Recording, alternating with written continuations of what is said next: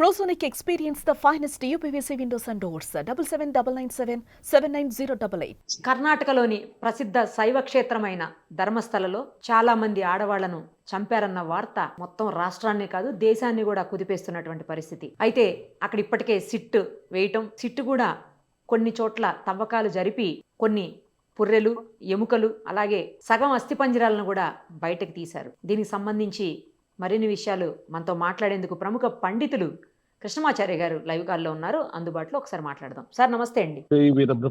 నమస్కారం సార్. స్వామి, ఎలా చూడాలి? ఎందుకంటే శైవ క్షేత్రం ధర్మస్థల అనేది నిజంగా అసలు పవిత్రమైన క్షేత్రం. అక్కడ ఇలా జరుగుతోంది అంటే ఎలా చూడాలి? సనాతనమైనటువంటి ధర్మంలో భారతావరిలోనే ప్రసిద్ధమైనటువంటి పుణ్యక్షేత్రం ధర్మస్థల. ఇది కేవలం మంజునాథ స్వామి వారి యొక్క శైవ క్షేత్రమే కాదు, జైనులకు సంబంధించినటువంటి ఎంతో ఆలంబనగా నిలిచినటువంటిది. ఆనాటి చారిత్రకమైనటువంటి ప్రాశస్తానికి నిలువుటద్దంగా ముఖ్యంగా భావించేటువంటి మహోన్నతమైనటువంటి ధర్మస్థల. ఆ పేరే ధర్మస్థల. సనాతనమైనటువంటి ధర్మంలో మనందరం కూడా ఎంతో సెంటిమెంట్ గా మనం భావన చేస్తూ ఉంటాం. 2-3 వారాలుగా మనం వింటూ ఉన్నాం కొన్ని అనుమానాస్పదమైనటువంటి కథనాలతో పాటుగా కొన్ని వందల సంఖ్యలో బాలికలు, మహిళలు, కొంతమంది పురుషుల్ని తీవ్రంగా హింసించి చంపారన్నటువంటి నేపథ్యంలో అక్కడ పనిచేసినటువంటి ఒక పారిశుద్ధ కార్మికుడు తాను ఇచ్చినటువంటి ఫిర్యాదు మేరకు అక్కడ శిక్ష విచారణ జరుగుతుంది. నిజంగా వాస్తవంగా వెంటి తీస్తూ ఉంటే కూడా కొన్ని పుర్రెలు, కపాలాలు ఆ వ్యక్తి చెప్పినట్టుగానే దొరుకుతూ ఉన్నటువంటి సంఘటనలు కూడా మనం సోషల్ మీడియాలో మనం చూస్తున్నాం. దీని అర్థం ఏంటంటే ధర్మస్థలం అనేటువంటి పేరు పెట్టుకుని సనాతనమైనటువంటి ధర్మానికి పట్టుగొమ్మ అయినటువంటి చారిత్రాత్మకమైనటువంటి ఈ కట్టడంలో కొంతమంది నిర్వాహకులు అవ్వచ్చు, ఆ కమిటీలో ఉన్నటువంటి వాళ్ళు అవ్వచ్చు. ఎందుకంటే ఇది ఎండోమెంట్ లో లేదు, నాకు తెలిసి స్వయం ప్రతిపత్తి కలిగినటువంటి ఒక సంస్థ.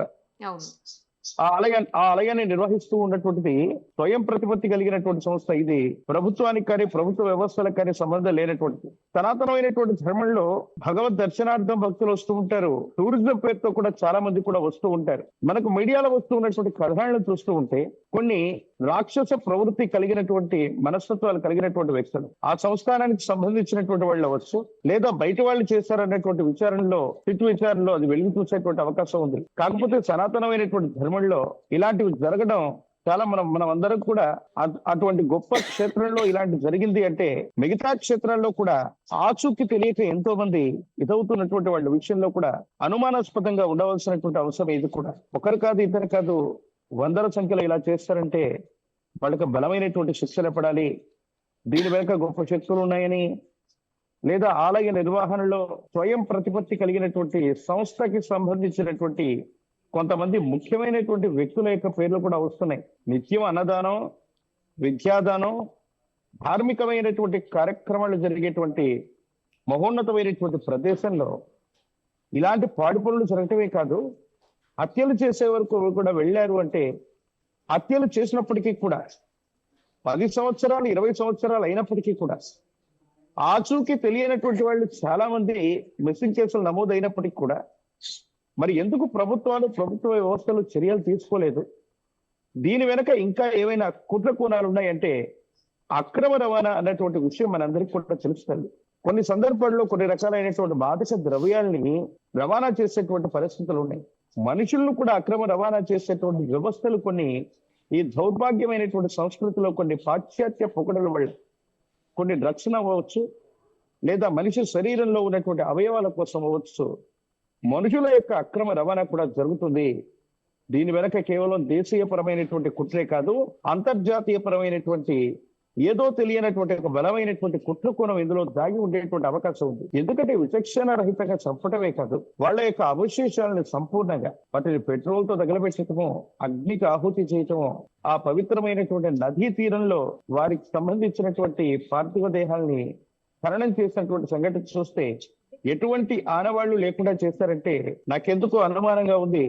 ఇది మనుషులకు సంబంధించినటువంటి అక్రమ రవాణా అవ్వచ్చు, అవయవాలకు సంబంధించినటువంటి విషయంలో ముఖ్యమైనటువంటి అవయవాళ్ళని కూడా తీసేసేటువంటి కుట్ర కోణాలు ఎన్నో మన హాస్పిటల్స్ లో, కార్పొరేట్ హాస్పిటల్స్ లో మనం చూస్తూ ఉన్నాం. మనకు బయటికి కనిపించినటువంటి కుట్ర కోణం ఏదో ఇందులో ఉంది. విదేశీ హస్తం కూడా ఉంటే తప్ప ఇంతమంది వందల సంఖ్యలో ఒక పవిత్రమైనటువంటి పుణ్యస్థలంలో కేవలం 10 నుండి 20 సంవత్సరాల కాలంలోనే హత్య గావించబడటం, అత్యాచారం చేయటం, బలాత్కారం చేయటం, వాళ్ళు ఎక్కువగా మహిళలు, బాలికలు, మిగతా వాళ్ళే ఉండటం అన్నటువంటిది చాలా ఆలోచించదగినటువంటి, మనందరం కూడా అటువంటి గొప్ప క్షేత్రానికి మనం వెళ్ళాలి. మేము కూడా అనుకుంటున్నాం, సిగ్గుతో తల వంచుకోవాల్సినటువంటి పరిస్థితులు ఈ సనాతనమైనటువంటి ధర్మంలో ఏర్పడతాయి. ఎవరైనా సరే వాళ్ళు శిక్షార్హులే, వారికి కఠినమైనటువంటి శిక్ష పడవలసిందే. సిట్ విచారణ జరుగుతోంది. మేమందరం కూడా సనాతన ధర్మంలో విశ్వధర్మ పరిరక్షణ వేదిక ఆంధ్రప్రదేశ్ అధ్యక్షుడిగా నేను కూడా ప్రభుత్వాన్ని, అక్కడ ఉన్నటువంటి ప్రభుత్వాన్ని, కేంద్ర ప్రభుత్వాన్ని, మాన్యశ్రీ ప్రధానమంత్రి వర్యులు నరేంద్ర మోదీ గారిని, అమిత్ షా గారిని మేమంతా వేడుకుంటూ ఉన్నాం. ఈ స్వయం ప్రతిపత్తి కలిగినటువంటి ఈ సంస్థను వెంటనే ప్రభుత్వం యొక్క అధీనంలోకి తీసుకోండి. సిబిఐ విచారణ జరిపించేటువంటి ప్రయత్నం చేయండి. శిక్షార్హులు ఎవరైనప్పటికీ కూడా, వాళ్ళు ఎంత గొప్ప వాళ్ళు అయినప్పటికీ కూడా వాళ్ళకు కఠినమైనటువంటి శిక్షణ, అవసరమైతే ఇలాంటి వాళ్లకు మరణదండన విధించినా కూడా తప్పులేదు. భారతదేశ శిక్షా స్మృతిలో మరణదండ నుంచి కాస్త విముక్తి లభిస్తున్నటువంటి పరిస్థితులు మనం చూస్తాం. ఇంకా మాట్లాడకుండా అలాంటి శిక్షా స్మృతిలో కఠినమైనటువంటి శిక్షలు ఏవైతే ఉన్నాయో వాటిని తప్పకుండా అమలు చేయవలసిందే. వాళ్ళు ఎంత గొప్ప వాళ్ళైనా. ప్రత్యేకించి మన దౌర్భాగ్యం ఏంటంటే, కర్ణాటకలో ప్రస్తుతానికి కాంగ్రెస్ ప్రభుత్వం ఉంది. ఈ మధ్య కాలంలో జరిగినటువంటి అనేక రకాలైనటువంటి అంశాలు చూస్తే, గోరక్షణ చేస్తున్నటువంటి గో సేవకుల్ని, RSS కార్యకర్తల్ని నట్ట నడి రోడ్డు మీద రాళ్లతో బాధి చంపుతున్నటువంటి దాఖలాలు, ఇలాంటి ముష్కరముఖులు చెలరేగిపోతున్నటువంటి పరిస్థితులన్నీ కూడా ఎందుకో దౌర్భాగ్యమైనటువంటి పరిస్థితి ఆ కర్ణాటక రాష్ట్రంలోనే జరుగుతుంది. దేశ భద్రతకు సంబంధించింది, మన స్వాభిమానానికి సంబంధించింది, మన ధర్మస్థల పవిత్రమైనటువంటి మంజునాథ స్వామి వారి యొక్క మహోన్నతమైనటువంటి పుణ్యస్థలి, అలనాటి జైలుల యొక్క ఎంతో ప్రఖ్యాతి చెందినటువంటి చారిత్రకి ఇది ఆలంబనగా నిలిచినటువంటిది. దీన్ని మనం కాపాడుకోవాలి. శిక్షార్హులు ఎవరైనా సరే వాళ్ళని వెంటనే కూడా శిక్షించాలి అని వాళ్ళందరినీ కూడా మనం డిమాండ్ చేయవలసినటువంటిది.